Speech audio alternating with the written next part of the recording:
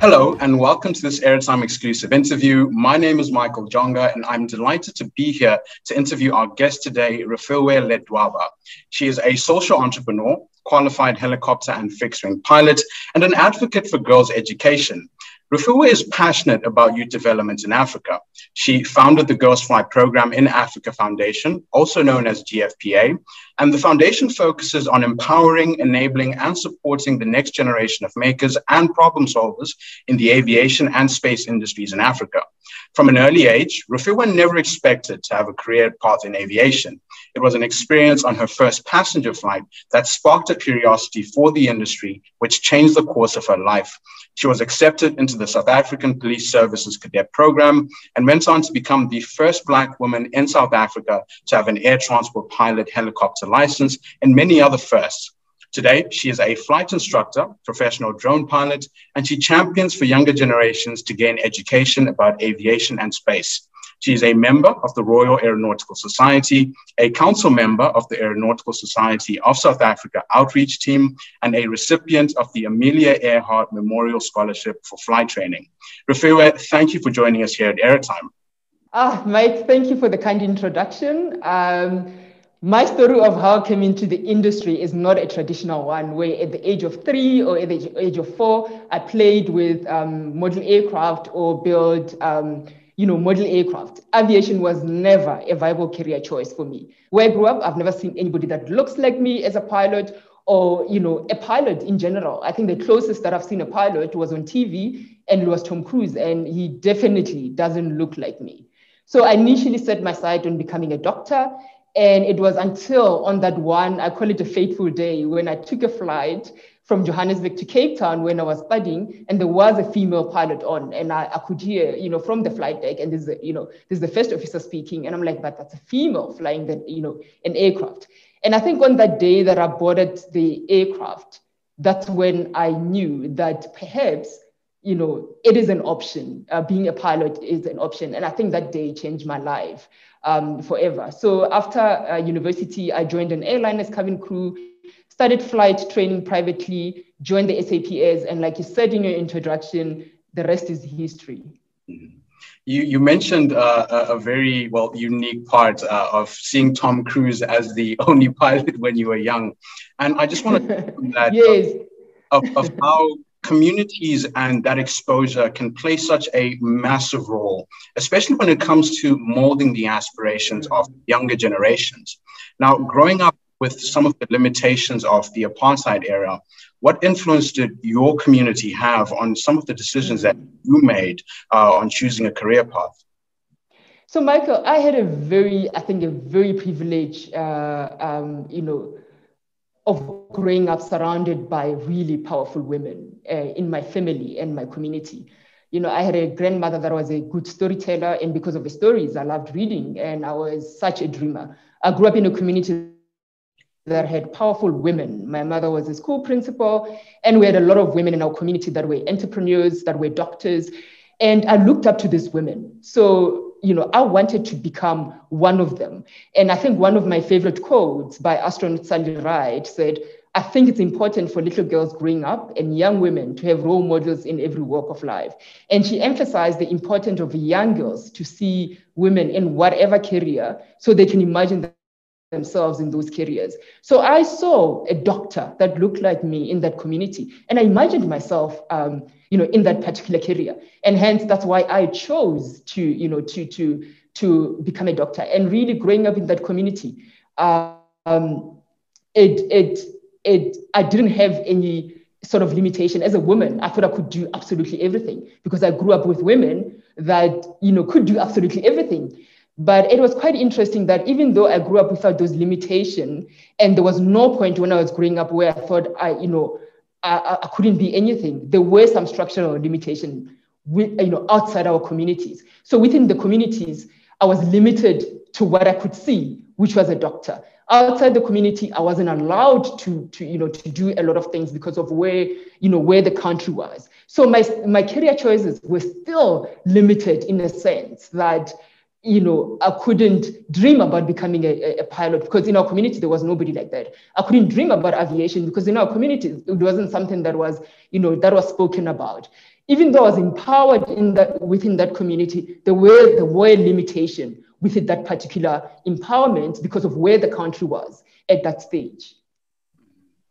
And just trying to touch on some of those limitations, moving on to your pilot career, it's widely known that, female pilots encounter a number of obstacles that really get in their way in the entry stages of their career. And did you encounter or face any challenges in the early stages of your career? And was there a support of people that came around you and helped further your career? Did you experience that? Oh, yes, definitely. There were challenges in my career. I mean, some of them, in a way, I sort of indirectly sort of mentioned them. There was lack of female role models and, female contemporaries who I could share with and whom I could turn to for a lot of support.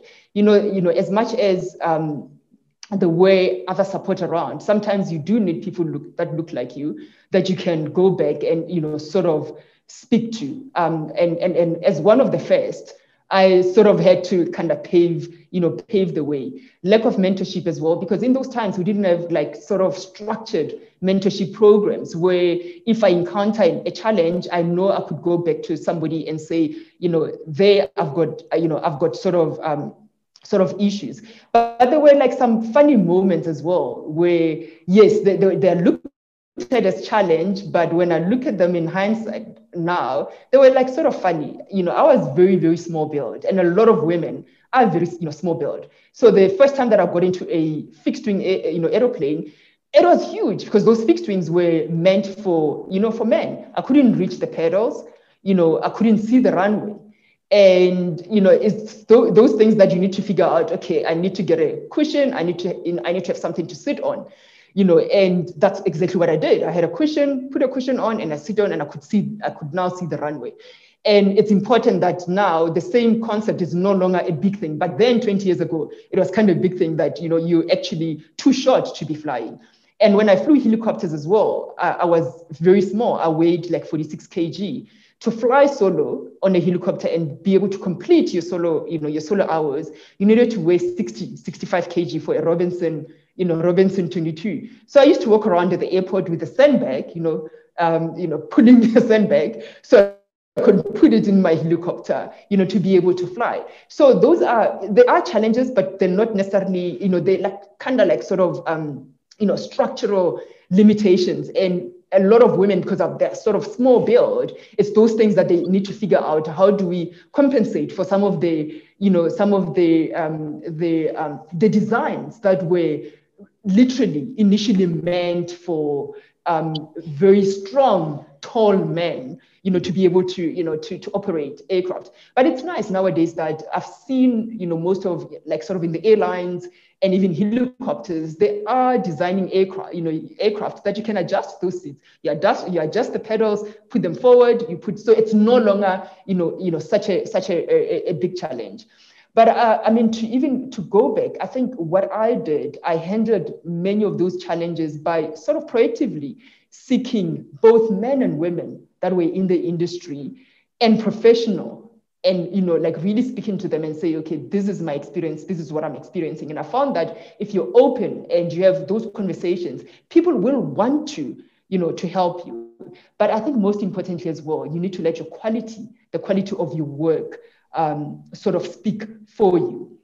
And I think one thing as well that I was lucky to have, I had really supportive instructors from my helicopter instruction. And if I can give you an example, if it wasn't one of my instructors, my helicopter instructors, I would have quit. I wouldn't have broken all these barriers. And I think for me, it's quite important as well that as much as we speak about the challenges and the barriers that we face as women in the industry, we need to also acknowledge, that we didn't just overcome those barriers by ourselves. There were a lot of people, a lot of support structures that sort of was around to help us to overcome those barriers. Because sometimes if we don't, then you make it as if you need to be the strong individual to be successful in a certain career. Yes, you can be strong, but it also takes a very strong network, a very strong support structure, a very strong community that you build around yourself for you to be, successful.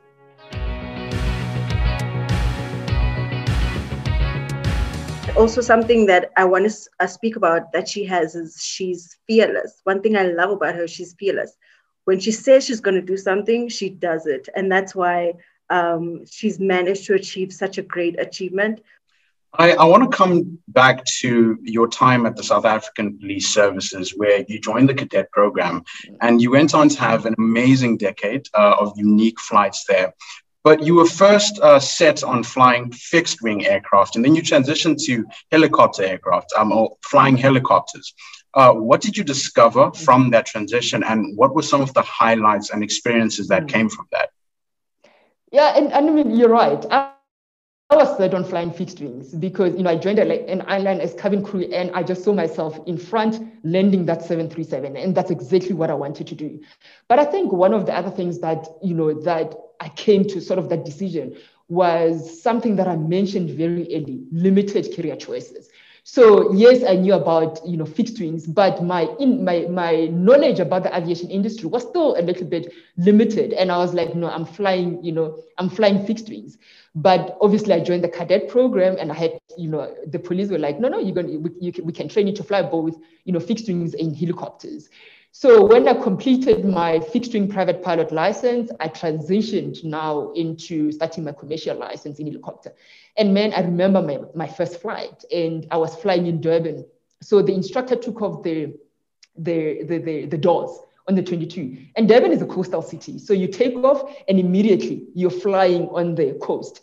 And you could feel that breeze coming in. And I'm like, oh my word, this is amazing. And I mean, I just fell in love with the flying. But even then, I was still like, okay, it's fine. I'll stay like, sort of a year or 2 years and then transition back into flying fixed wings and, go back to flying, transition into flying fixed wings and go back to the airlines. And after my commercial pilot license, I joined the police, and I knew then that plan of 2 years, it's not going to work, because this is really an impactful job, and I really enjoyed what I was doing. And I ended up spending 10 years, flying for the police. We had some, exciting, sometimes harrowing flights, did some search and rescue, both ocean, in the mountains, crime call out, being chased, being shot at. That's not funny, but, it's one of the scariest things, to ever do. But I think for me, what was important, which connected a lot with where I came from and my community, is every day when I came back home, I did make a difference somewhere, either in the community or either getting a criminal of our street. But there was a meaningful, so my work wasn't just a job. It was really making an impact in the, in the communities, in the country. And I think for me as well, I was really fortunate in the police in such a sense that they realized that not only was I there to serve as a police pilot, but as a role model to the community. So they support and encourage me that whenever you go, like for example, you work in rural areas, when you're done with your work, land there. Speak to the people, let them see you, because in that way, again, young girls start seeing people that, looking like them, because they see that helicopter flying and they have no idea who's flying that helicopter. And you land and you're this young female, and I was like quite small, and the community were like, oh, were you flying that helicopter? So you start planting that seed in young mind. But what happened as well, you start, improving relations with your community as a police officer, because it's one of them that is doing the policing. So what I found as well, it made my job quite easy, because now you can interact with the police. Whatever information that you need in the community, they're supporting the effort of, proactively fighting, crime or working in that community, because they can relate to you and they actually like what they see, that this big thing that was flying there, it was being flown by one person that is from that community. So I think, in that respect, it was such, it was just such an amazing time, amazing operations. And, even coming back to that particular support structure, I was an officer as well in the police. And you'll often go to operations where I'm the only female and might be the most senior person. And it was amazing. You always had an amazing team that had a task-orientated mindset. So where people even forget that you're female, you're talking about ranks, you're talking about what needs to be done. You're talking about this operation, the support, the protection that they provided me. So I think for me, starting up in the police gave me really an awesome foundation into my career going forward because of the empowerment, that I got there, the flying that I got there, the support that I got there. So it was an amazing job. I don't even, I think that's how I could sort of describe it. But as well, don't get me wrong, there were challenges. However, there were more people that wanted me to succeed than those that didn't want to. And when you're in that environment, when you've got a lot of people wanting to succeed, you are going to succeed.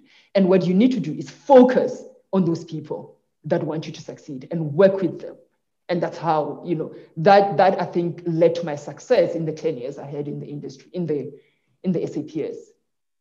Your journey then led you to establish the GFPA Foundation, with a lot of amazing work that you do.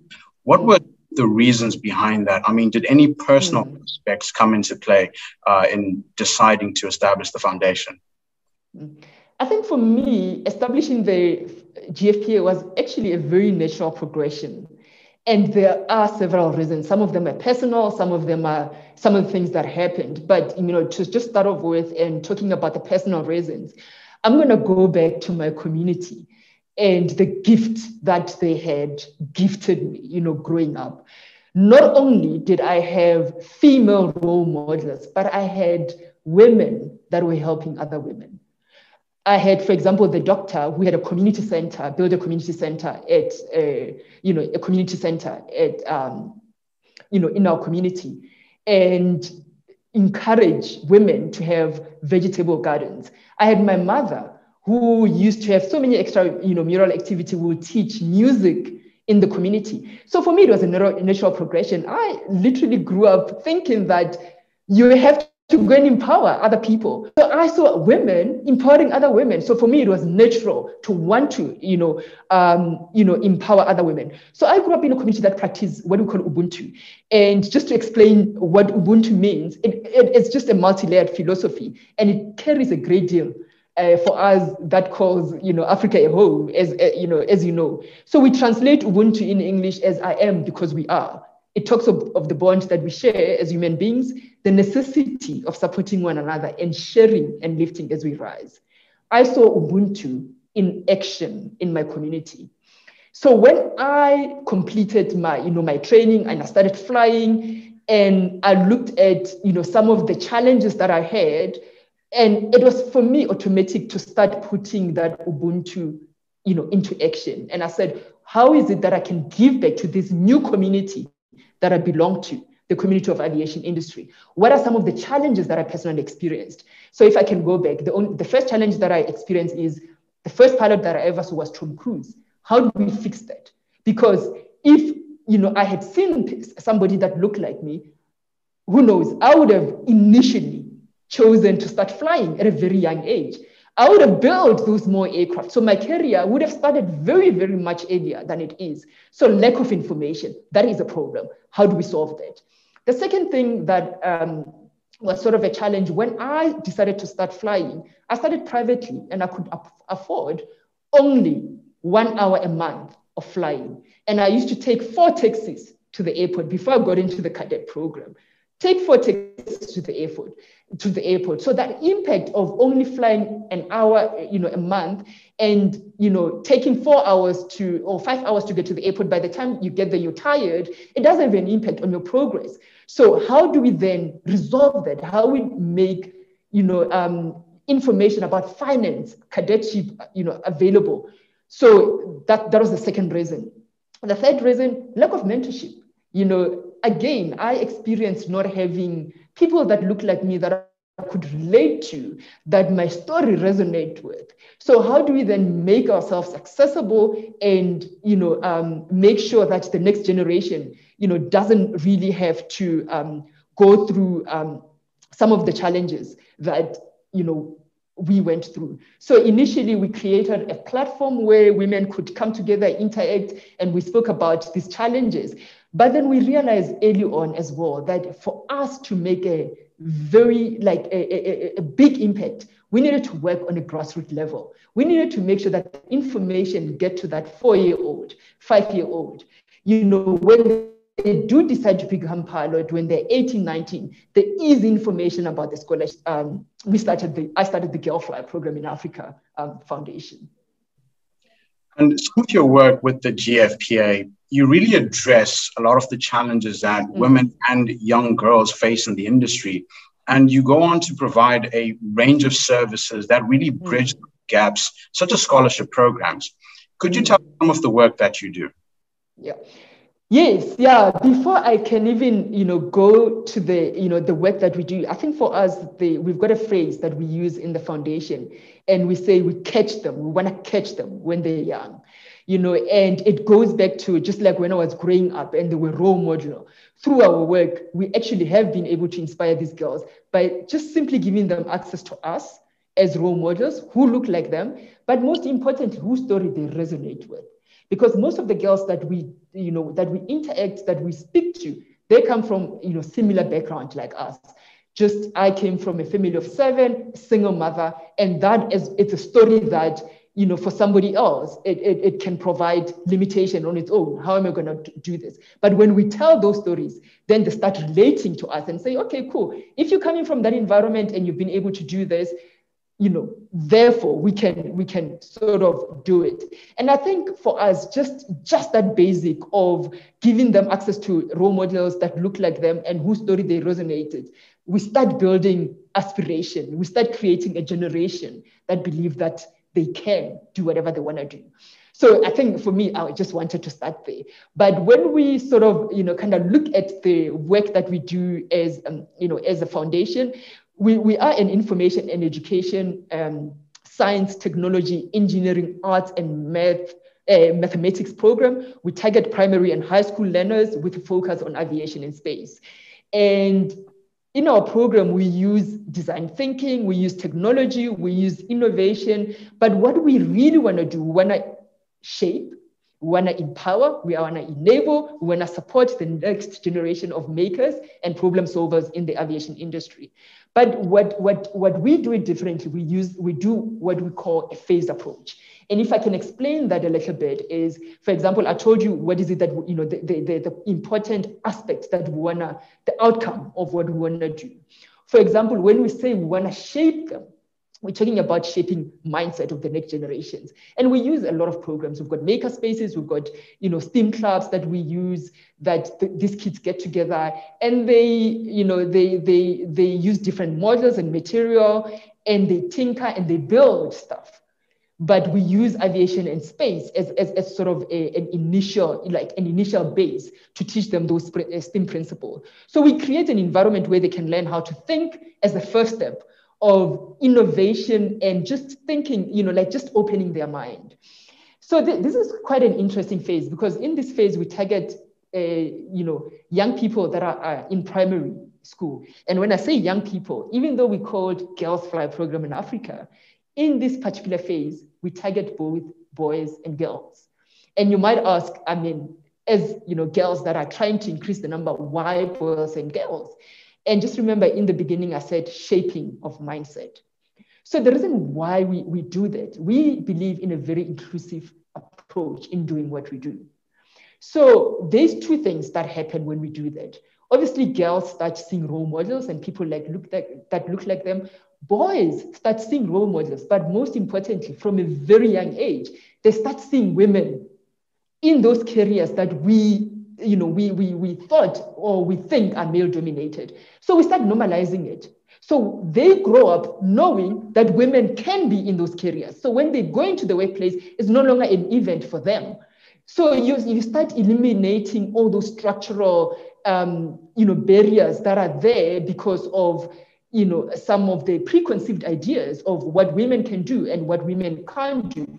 Because that little boy from a very young age saw a woman in uniform coming there, teaching them how to do robotics, putting aircraft together and all those things. So from a very young age, they know that, you can do that. Women can be, whatever that they want to. So we normalize that. So that's our first phase. It's just a general phase. We're there, they see us, we do all these fun things with them. The next phase is, because we've done that now, what then next? You can't just leave it like that, right? So we start to have very focused programs. And those focused programs include the aviation and space camps. We've got space technology workshops. We've got 3D workshops where they build aircraft, whether it's in 3D, we print it for them. So we really start entrenching, that information that we had told them in the initial phase. And we start molding them into that, particular direction that we really want them to be, to increase that number of women that are eligible to get into those programs and that can compete with their male counterpart, where, when it comes to selections, whether it's in the Air Force, whether it's in the, in the military, in the police, or in the airline cadet program. So that's our next phase.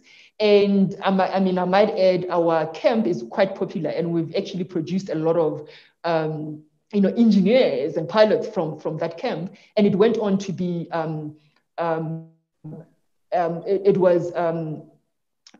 profiled at BBC as one of the 8 innovators in Africa. So for us, it was quite profound to be recognized, that particular program, as 8 innovators by BBC in Africa.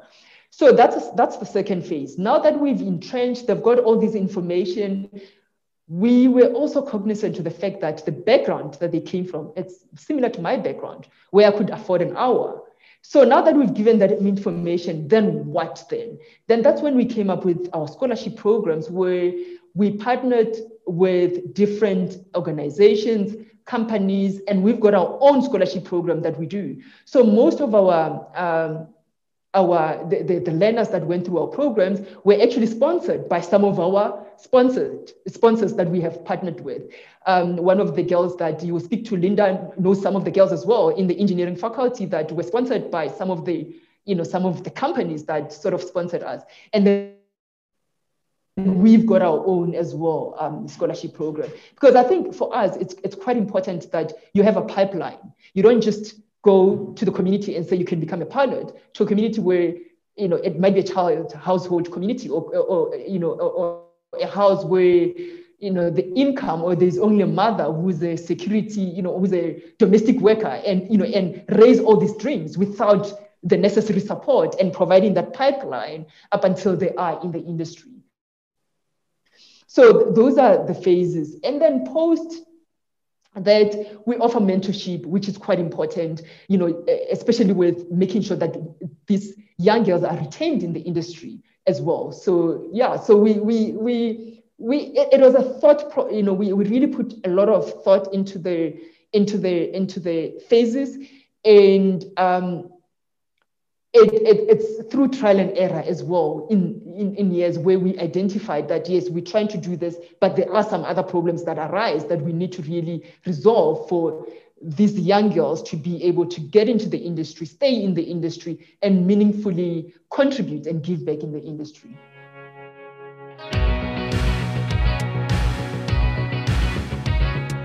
So without having been part of GFPA, I feel as though I wouldn't have owned who I am or owned being in this space. So because of everything, I think I mentioned before that how we are constantly made to feel like imposters in this field. When I graduated, I didn't feel like I could claim or fully celebrate being an aeronautical engineer. And I don't think that's fair. And I don't think it's fair for anyone, for any other girl who's in the space, who has worked as hard as anyone else to achieve what they've done.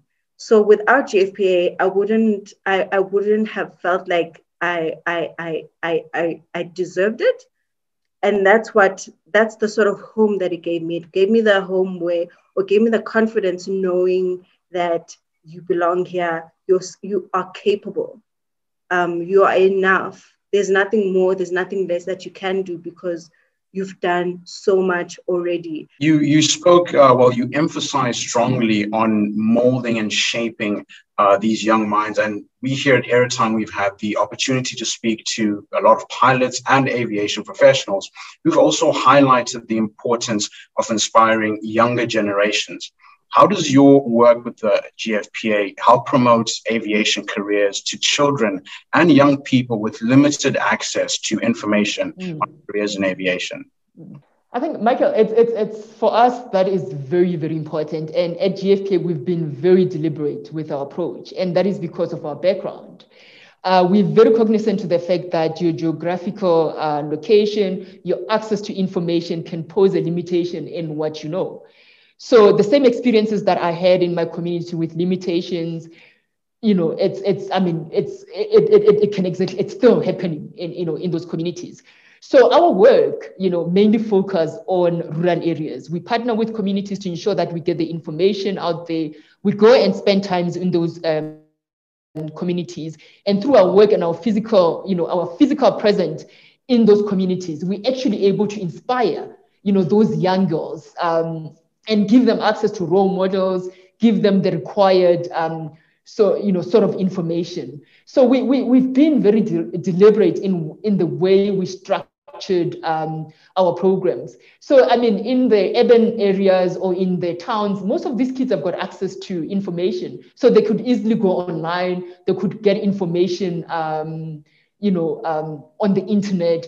So that's quite easy for them. But for those kids in the rural areas, we made sure that we are accessible and we're visible, and we go back and we speak to them, and we do, a whole lot of programs there. So that's the first thing that we did. The second thing that we do as well, we've got, physical newsletters that we send to those areas as well. We work with multiple schools.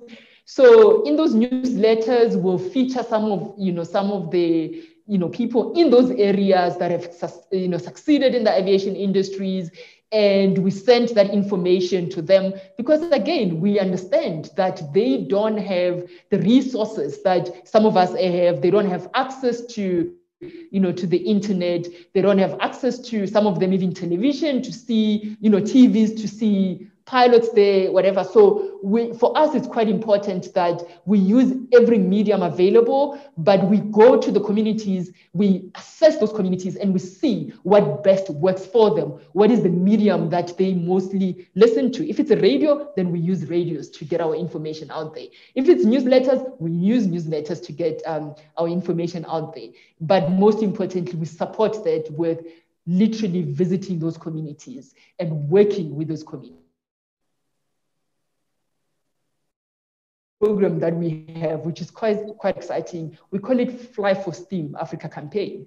And we had done it for the last 2 years, where we'll fly to remote areas where you've got a nice strip. It might be an old one, but if it's landable and it's been assessed and we can land, we land there. Sometimes we literally have to fly and there'll be cows in that particular airstrip, and we land, and we would have organized with the communities there. But I think for us, most importantly, is there will be 2 females flying, and when we get out of that aircraft in that community, in that old landing strip, it does something for them. And that initial look, it starts changing mindset as well. So I think our program really, by just proactively doing all those things and putting those things in place, we make sure that nobody is left behind, especially people that have got that with a background similar to us, when they don't have access to these resources. Earlier, you mentioned partnering with other organizations in your work, and you yourself also serve on a number of boards that really focus on youth development and promoting women in aviation. What is some of the work that is being done today to further women in the industry? Yes, so I sit on several boards that focus on youth development and empowerment. And it's quite exciting, to sit on these boards because they serve they serve different value chains, in a way, within the industry. So I've got the privilege of working at a grassroots level where I impact, the young ones at a very young age. But I've got a privilege as well of sitting on a board where you've got an opportunity now to start impacting policy that is, that policy that promotes women in empowerment. Because it's quite important, we can go and solve the issues at a grassroots level, but if we don't have policies that support empowerment, if we don't have policies that support that grassroots impact, then our work really goes, into waste. So, in those boards, in addition to, the work that we normally do, we do advocate for women empowerment as well on the board. We have an opportunity to sit with, CEOs of, major companies that are in the aerospace industry, whether it's the government or everybody else. And it's through those boards that we're able to advocate and make sure that those companies, they've got deliberate programs in place as well to ensure that they create an inclusive environment, because that's quite important. Not only a diverse workforce, but an inclusive environment. And what is it that we mean by that? And this is for me, is especially for somebody with my background that has had 20 years aviation, I'm able to, in those boards, bring a practical examples of what inclusive means. As being a female in the industry, having worked for the police as a helicopter pilot, having worked in an airline as a first officer, having done charter companies, being in a charter companies, instruction, and the background, and then the background of some of the type of young girls that come into the industry. So I am able to bring that onto that level and say, what does that what do we mean by saying, we need to create those, those inclusive environment? So I think there's a lot of work that are done by those organizations. I sit on another board where it represents, it's a foundation, but the foundation is under a organization that represents all the charter companies. So you're able to engage with all those charter companies, and you're able to structure a very inclusive approach. How do we, get this industry? How do we get it to have a very diverse workforce? So in that way, I think for me, the exciting part is the approach that we're using, you're getting everybody on board. We're not talking about numbers or anything like that. We're talking about, a diverse workforce where everybody is involved in making that a success, and understanding the importance of that, that particular diverse workforce. As a foundation as well, we do partner with multiple, organizations to carry out our, our mandate or what we're supposed to do, whether it's in the government, whether it's airlines and other stakeholders. But I think what we could do better, which is something that we really haven't done well, is other organizations that are doing similar work. What I found a lot, especially in our continent, there's a lot of organization, but we're really working in silo. And I think what we could do better is if all these organizations, we somehow find some synergy, because if we do that, I think there will be a much bigger impact in because we're all trying to do the same thing, but we're doing it sort of in silo. But if we try to work together, we're likely to have a much bigger impact, and we're likely to use resources, utilize our resources effectively to maximize on that impact. Earlier, you mentioned creating an inclusive environment, and really promoting inclusivity has become such an important issue in our industry. But what does diversity and inclusion mean for you? Yeah, I think the issue of diversity and inclusion has recently become one of the most debated issues or topics in the industry. And I mean, you could understand why. And I just want to start with the numbers. Let's just briefly look at the numbers of where we are in terms of women empowerment. So, for example, according to International Society of Women Airline Pilots, in 2018, women accounted for just 5.18% of the pilots in 34 major airlines in the world. It is an issue. Yes, we can crunch numbers, but I think we need to go a little bit deeper as well in understanding what diversity is and what inclusion is.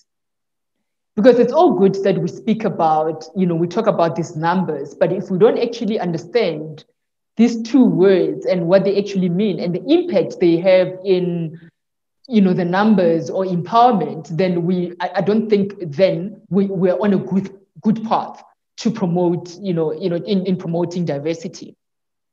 So for me, I just want to go back and just really talks about, what it means, and understanding what both of them does and what do they mean for individuals, for companies, and for countries as a whole. So just to give you perspective from my understanding, is that diversity, it means being different, in that it can be a form of race, it can be ethnicity and gender. And inclusion, it's ensuring that people feel that sense of belonging and support. It can be either from a community, a company, or an organization. So there is a lot of emphasis on diversity. There's been a lot of emphasis on numbers, and not necessarily inclusion. And I think for me, it's a bit of a problem, because if we don't talk about inclusion, then we're missing that leaky pipeline. So what do I mean by that? I mean, we get a lot of women trained. Let's say, like, for example, we get the numbers up, but they don't stay. So it's almost like we're working backwards, because there's a lot of focus on the numbers. Like, we've got 10 women, but there's not a lot of focus is the environment conducive to retain those 10 women or those 20 women? So for me, I think it's quite important that the two go hand in hand, that we don't just talk about the numbers, we talk about what kind of environment should be there to support empowerment, to support women. So that's the first thing. The second thing as well, when we talk about diversity and inclusion, it's almost like we put it as a women's issue. There's, in a company, there's women, there's an issue we need to deal with. And for me, I don't look at it, in that way. I look at it as an inclusive approach, as in it's not a women and men's issue, only women's issue. It's a company issue. It can be women, it can be men. It has to be an inclusive approach, in a sense that everybody has to be involved. You've got male champions, you've got people that are on the other side, like you've got male pilots or male technicians that understand and want that change to happen. But often we exclude them because we look at it as only a female issue, or something that we need to do, or HR issue, or the numbers that need to go up. So for me, it's quite important that when a company talks about both of them, they talk about diversity from all levels, in a sense that everybody needs to be involved, and understanding what does it mean for the company. Because we sell this thing of, like I mentioned initially, 5.18, but why do we need more females? Why do we need more people that are different in a company? There's a lot of research that have shown that, diversity can open up markets that, an organization or company never thought of. For example, I come from Limpopo, where, nobody knew about aircraft, including me, or aviation as a whole, as a means of transport, or different kind of, work that industry is capable of. So me coming from there, and now that particular community knowing about the aviation industry, the possibilities and the means of transportation, you start opening up their eyes. Now they know that if I have to go from Johannesburg to Cape Town, perhaps that's aviation might be a means of transport. I mean, we've got a pilot that flies, this aeroplane, then why don't we fly those particular aeroplanes? But most importantly as well, if you've got a diverse workforce, people that come back from the community, they understand those community. And when you talk about marketing, you need to understand your market. So you come back and you say, how do we market to this community? How do we innovate as an industry for that particular community? And that's how the industry is going to grow, and that you need that diversity. You need a different thinking from different people. So it's no brainer that diversity is good for companies. And I think for me, it's the approach, more of an approach that we need to use as to why we need a lot of females. We need a lot of people that are different, in companies. And when it comes to inclusion, when you feel included in an environment, you are going to do well. You're going to be productive. So, again, it's no brainer that as a company, you want your people to feel that they're part of that company, that they are growing that company. And because they are going to do very well when they feel that they're part of that company. So, my understanding is, yes, we need to increase the numbers, but it's not a one-sided thing. It's not like, we need women and women need to be there. It is good for the company. It's good for the community. But most importantly, it's good for the country. You've got more than 50% of your population as women, for example, in South Africa. You want them to be holding good jobs. They can contribute, go back and change the community. They can contribute to the taxes. So we're talking about it from a macro, a macro issue to even bringing it back down of why we need diversity, and inclusion. And I want to see more people, from a personal thing. I want to see more people like me doing all these jobs. Aviation has so many jobs that are very well paying. And it is, statistics as well show that women, most of the time, they hold jobs that are not well paying.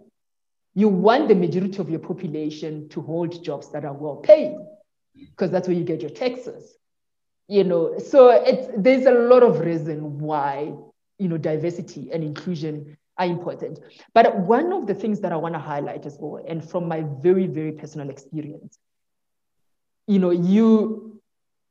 diversity doesn't mean exclusion. Diversity means taking everyone with. So we shouldn't say we excluding this group because we need to include this group. We need to say, now we know what we've done in the past. By excluding this group, let's take them with. And everybody now moves, up. So it needs to be everyone's problem, not just one group. I mean, Refilwe, you've done so much, to follow your own words and taking people with, and taking people up. And your career is so diverse, and it's full of so many experiences that have really pioneered and laid that foundation and a path forward for women in South Africa and the wider aviation industry. But just coming back, there's still uncertainty. The industry is coming back, but there's still some uncertainty about what people can do, what they can pursue. What advice do you have for the younger generation, younger people who are looking to get into the industry today? I think that's quite a very important question as well, because just like you, I've had a lot of questions from young people, and they're looking up to us and say, this has happened, why, then what? So, I mean, COVID-19 had a tremendous impact on the aviation industry, and there's no way to sugarcoat it. It's really been bad. And for us as a foundation, this is one of the reasons why, why we exist as well. But it has provided sort of a bit of opportunities as well. As a sector, it has given us an opportunity to rebuild, but to rebuild a more inclusive industry in the recovery. So that's number one. So number two, and this is for the youngsters as well, it has shined a spotlight on emerging technologies that we never thought, that those technologies actually exist. And this gives the younger generation an opportunity to also grow and become that aviation sector. So if you look at the technology side of aviation sector, you look at drone technology, you look at Internet of Things, you look at, green technology. There is a whole lot of other technology that have opened up. And with those technology opening up, it means more job opportunities. So number one, what I would tell them, aviation is not about being a pilot or cabin crew. And aviation is wide, meaning there's a lot of more careers. And as airlines start digitizing, adopting more technological tools, you're going to need professionals that are qualified, in those particular, in that particular sector. So they need to go back and really think, where is the need in the airlines? What is it that I can study? And what is it that I can, I can pursue? That's number one. Number two, if you're already training as a pilot or as a technician, please continue doing that. And the reason why I'm saying that, if you're doing your private pilot license now, you're only eligible to go into the airline in about 3-4 years' time. So, you don't want to be, get caught napping in 3-4 years' time because you decided to stop. In 3-4 years' time, you should have those hours to get into those airlines when the industry does recover, because it will recover. So that's the second thing. The third thing, this is a perfect opportunity to diversify your skills. So, traditionally, we think of being a pilot or just being a pilot.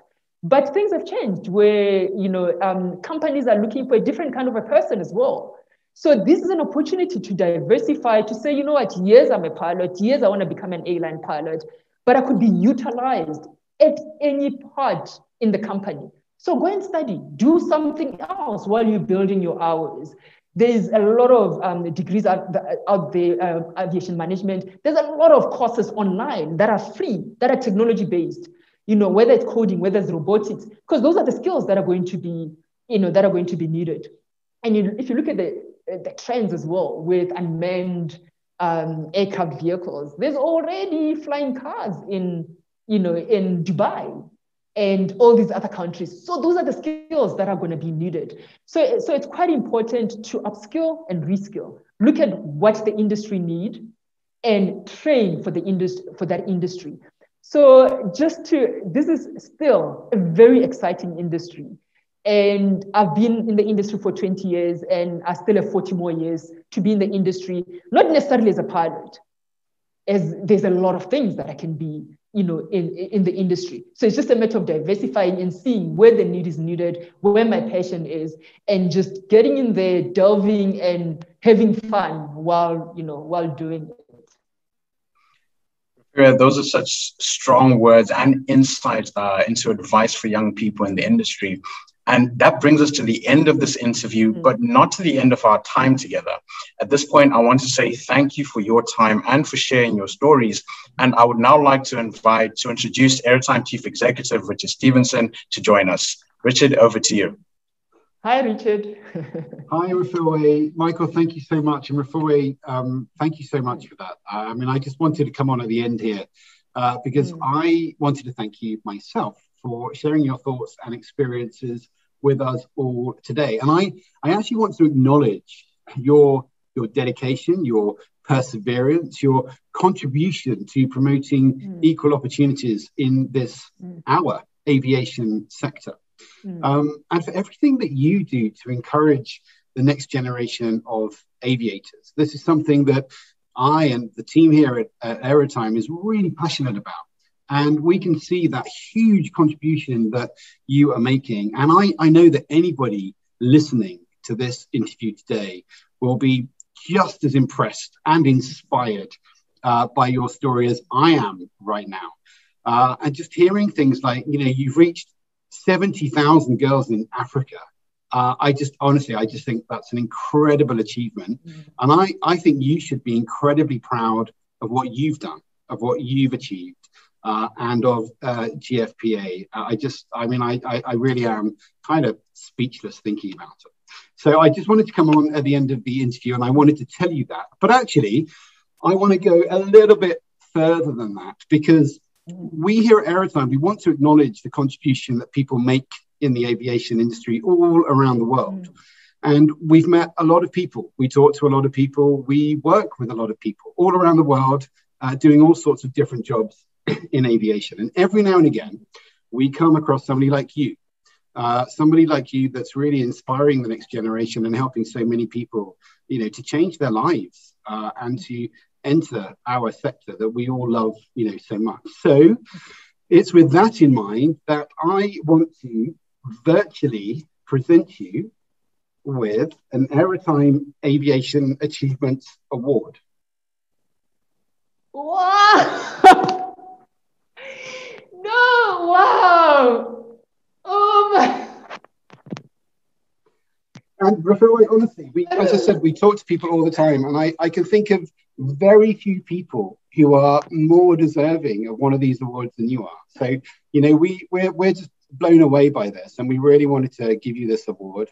And I want to just read the citation because I want you to know why we felt so strongly about giving you this award. And it says, in recognition of her dedication and commitment to the aviation sector, for her leadership and work in empowering and supporting the next generation of aviators, for her efforts in enabling and encouraging young women in Africa to have equal access to opportunities in the aviation industry through the Girls Fly Program in Africa Foundation and STEAM initiatives, and for passionately promoting inclusive aviation. The AeroTime Global Executive Committee recognizes the positive influence of these efforts and the significance of the impact on the aviation industry and its people, both today and into the future. So Refilwe, congratulations. I really am. I'm very honored to have the opportunity to present this to you. I wish I was there with you at the airport right now so I could hand it over to you personally, but unfortunately I can't do that.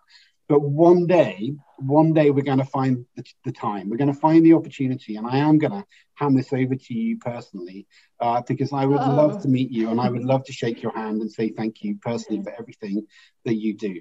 So this certificate, and there's a trophy that goes with it. We're going to get these to you as soon as we possibly can. And we really hope that when you have them, that they will serve as a constant reminder to you of the thanks and the appreciation of so many people, because you've changed their lives and you've inspired the next generation of aviators. And for that, everybody here at AeroTime wants to say a big thank you. Wow, Oba, that is so unexpected. Wow, thank you. Wow. You're welcome. Sure.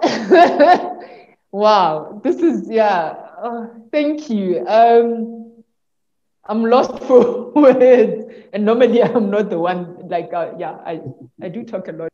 Richard, thank you. Yeah, I think this means a lot for, for the foundation and the work we do. And we're really passionate about, what we do. And, we've got a phrase that we always use as the foundation that, we always go out to change these girls' lives. But sometimes it is our lives that change as well. So it's,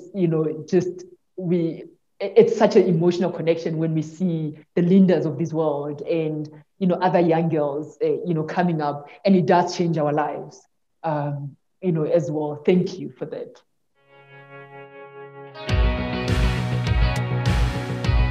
Refilwe is the most deserving person of this award because of all the work that she has put in reshaping the aviation in South Africa and throughout Africa as well. I mentioned before that when I spoke to her, I literally saw myself in her and I said, I wanted to be this person. And that's just one person. Imagine all the other people. I mean, the foundation has reached over 70,000 girls throughout Africa. So imagine all the passion that she's inspired or spiked to these girls. So she is the most deserving person, and I feel like it couldn't have happened to any other person.